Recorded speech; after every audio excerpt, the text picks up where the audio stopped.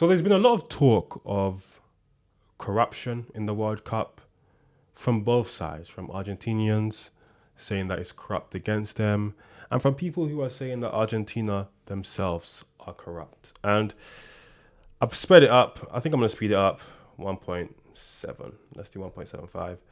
That's what we're going to get into in this video. Messi and Argentina conspiracy theories? All right, stay with me. Stay with me. I'm not one for buying into the conspiracy theories of the World Cup, and I'm not one to trust FIFA with its history. But this is borderline getting out of hand. From the World Cup path to the final for Argentina, to the conspiracy theories of what Infantino and FIFA want, to the dressing room right before the World Cup, and finally, the actual outcome. Let's take it step by step. 2022 World Cup, you had in Qatar, Argentina, Messi's first World Cup. His first World Cup final victory. And in the lead up to that World Cup final victory, penalty kicks. Handful of penalty kicks. And there are those who could say some were justified, some were not. I'd say it's a wash, it's part of the game. Go to now. If it's a wash and it's part of the game, why are you bringing it up unless you are trying to make a case? You're trying to add everything in to make a case for corruption. And they're saying favoritism. FIFA wants Argentina, wants Messi in the final. And in this favoritism, we're going to see the conspiracy theories fly out with not only the road to the final, but along the road, certain calls that went Argentina's way. Let's talk about the road very quickly. And if we could confirm or dispel these theories. The road, an easy group. Well, you have an expanded bracket, you have an expanded World Cup. There's going to be easier teams in your group. That's the way it goes. If you're pot one, you're going to be the strongest team. Algeria, you had Austria, and then you had... Therefore, it's a moot point. They're in pot one, they get easier group. It's kind of simple, right? Arsenal had a favorable run, Champions League run to the finals because we were the best team in the group stage. That's how it works. It's not corruption. It's not even worthy of adding to like a corruption case. It's just the rules. Jordan. With Algeria, it's not Messi's fault that Lucas Zidane was a goalkeeper and ate a hat trick. And when everybody was talking about Kylian Mbappe breaking Miroslav Klose's record, here comes Messi and says, hold on a second, 39 years of age, I still want some part, I still want some action. There goes that. Next game, Austria. Messi gets a penalty kick that he misses. No problem. But then there is the Messi goal, traditional goal, where it's down the left-hand side, right back, it's cut right back to him, a la Jordi Alba, Barcelona play, very similar, and he puts it away with that left foot. But in the build-up to that goal, in the transition, there's a moment where Austria loses the ball in Argentina transition. McAllister looks to have committed a foul, an infraction. Yes, it's like 70 yards away from goal, but it's a foul infraction, not called. Sometimes these things happen, even the age of VAR, one would think. Jordan, it's a free kick goal that the goalkeeper completely eats, completely misses. Goalkeepers are bad in all parts of the world. These things can happen. In fact, there was a free kick in the same game, and the goalkeeper ate a free kick by Lo Celso, I believe it was. Not only do those things happen, speaking of the McAllister foul, not only do they happen like incredibly commonly, even with VAR. Ridiculously commonly. It's dumb how common that mistake has become, even with VAR. If I'm not mistaken. Bad goalkeeping. Next round. Cabo Verde. I don't remember any polemic events in Cabo Verde. Just a great game. Lopez Cabral, just amazing golazo. What I thought was the goal of the tournament to level it late. And then they end up overtaking and winning the game in one of the most epic games. And if I'm being quite frank, what I thought was the best game of the World Cup. Fighting Mexico versus England in terms of overall entertainment, overall just thrills, peaks, things that happened in the game, golazos, things like that. It was slightly ahead of Mexico-England for me. After that, you had Egypt. Now, Egypt, we can say there were some polemic moments. And I'll get into what I think of polemic moments. Egypt goes up 1-0, and then they have the opportunity to go up 2-0. And right before it's the 2-0, you thought it was done. They said, no, there's a foul. There's an infraction on Lisandro Martinez on the other side of the field. Very similar to McAllister versus Austria. It is called against Egypt. Goal is done. No goal. Called it off. Argentinians are coming back. They got the game 2-2. There's a play with Mohamed Salah and Julian Alvarez in the box. Coming together, if you will. A clash. He goes down. That very same play where you see contact in the box. Say what you will of the contact. Ball goes across the other side of the field. And Lautaro Martinez pinpoints across in the dying seconds of the game to Enzo Fernandez, of all people. Boom. Header into the goal. Post your task. Review free offers. Done. Make of that call what you will. But it was polemic, the game. Okay? I happen to think that VAR is not being utilized correctly because it is subjective on some calls. What is a foul in CONCACAF will not be a foul within UEFA. What is a foul in UEFA may not be a foul in Oceania, and so forth. Asia, you keep going. Within CONCACAF, what's a foul in Mexico won't be a foul in Major League Soccer. So there's all these different interpretations of what a foul is, and it's subjective, and this is when we get ourselves into trouble, and This is what I think we're seeing here. There's a certain refereeing crew for the Austria game that says, no, play on. This doesn't affect at all. And there's a certain refereeing crew in the Egypt-Argentina game that says, this does affect. And to me, that's the problem. Exactly. And we see in the Premier League as well. The Premier League's officiated differently to the Champions League. It doesn't make any sense, which is why you see so much inconsistencies. Again, not corruption, just shit referees and inconsistencies, because a lot of these fouls are completely subjective. Not a conspiracy theory. That's a problem. Switzerland versus Argentina. And Embolo embellishes what he thought was going to be contact. He never receives. He takes a dive. It's simulation. You get a yellow card. Mistaken identity is where I think people get confused. It's mistaken identity because they gave a yellow card to Paredes. The terminology is what people get confused with. But when you take away Paredes' yellow card, you open up, because it's a second yellow for Embolo, which is a red card offense, to review that. Was it a second yellow to then be converted to a red card offense? Yes, it was. Second yellow. Embolo's the one to blame here. Not the refereeing crew, not Argentina. That's Embolo. That was completely on Embolo. And then we go on to England. I thought it was a crazy physical game. There's a play where the game is tied 1-1. The ball hits the post, comes out to Messi in the dying minutes, and Messi goes into a 50-50 tackle with Jed Spence. Bah! They both go hard at the ball. Jed Spence got the worst of it. Could it have been a foul? Sure. Could it have been a play on? Absolutely. It's all interpretation. You cannot judge a play by still frames or slow motion. It is so fast and what happens in real time. Does Messi create contact with Spence? Does Spence create contact with Messi? Yes. Football is a contact sport. That one could have gone either way. If they call a foul on Messi, if Jed Spence rolls around on the ground, they probably call a foul. They stop the play, if I'm being honest. But that's not what happened. Jed Spence stayed up, kept playing, and kept trying to defend Messi. It was two players defending Messi. It's on his left foot. Messi fakes like he's going to shoot cross left foot and then drags the ball with his left onto his right, pinpoint cross to Lautaro Martinez. Boom, rest is history. And you obviously saw what happened in the final. Here's the thing. People are like, well, what about the road to the final? I just showed you the road and how they got there. Not one top 10 team in the way to the final. Well, Argentina is clearly being, favored by FIFA, by Infantino. It's not Argentina's fault that Portugal shat the bed.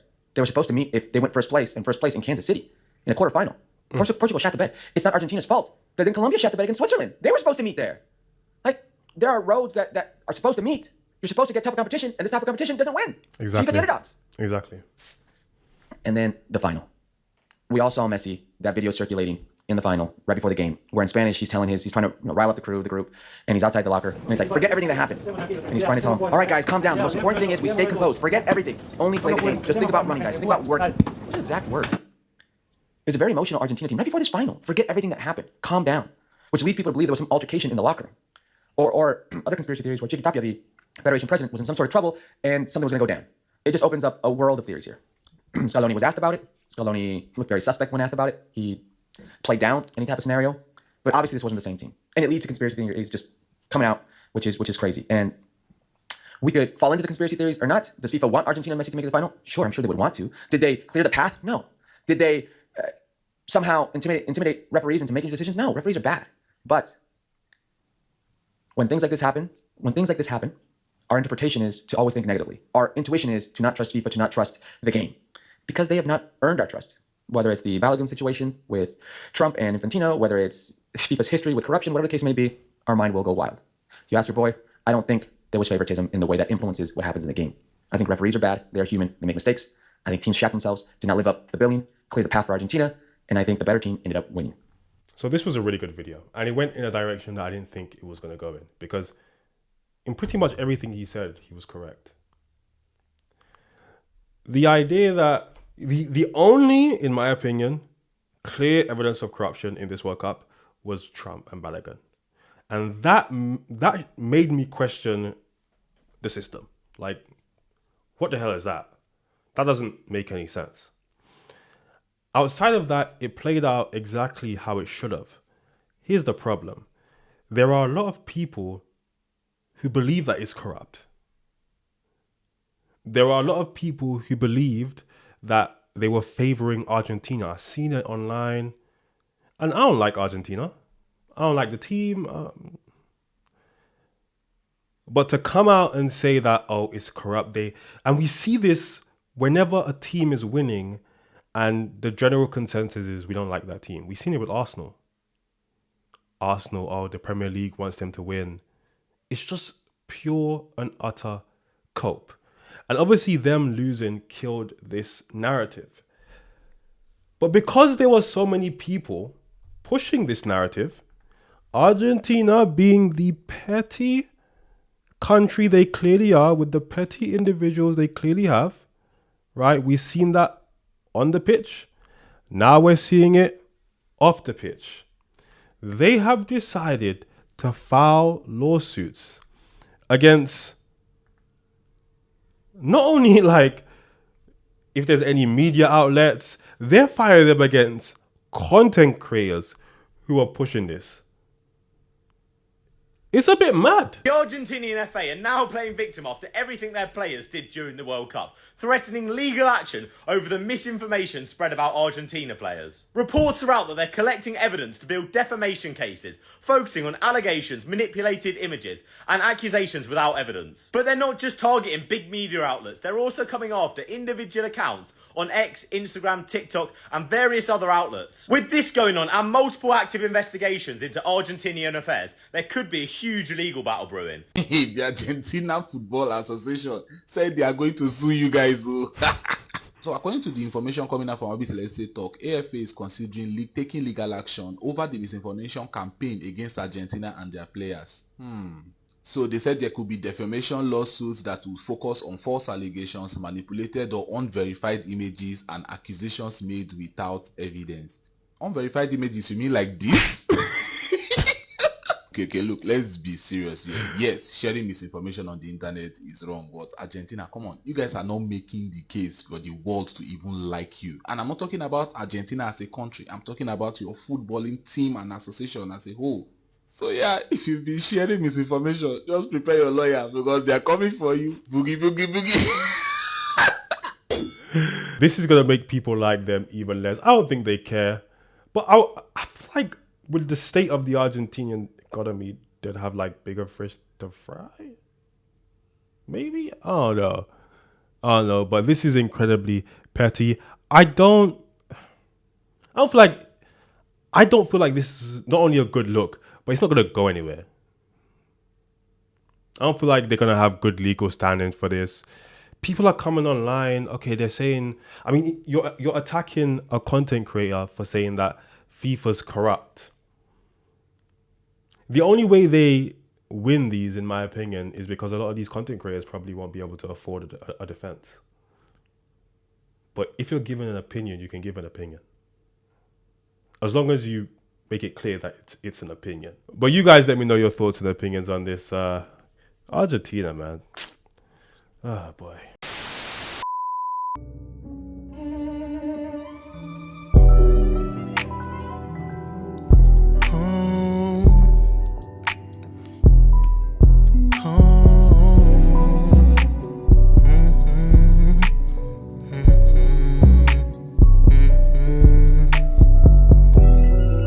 This liquor got me in my zone.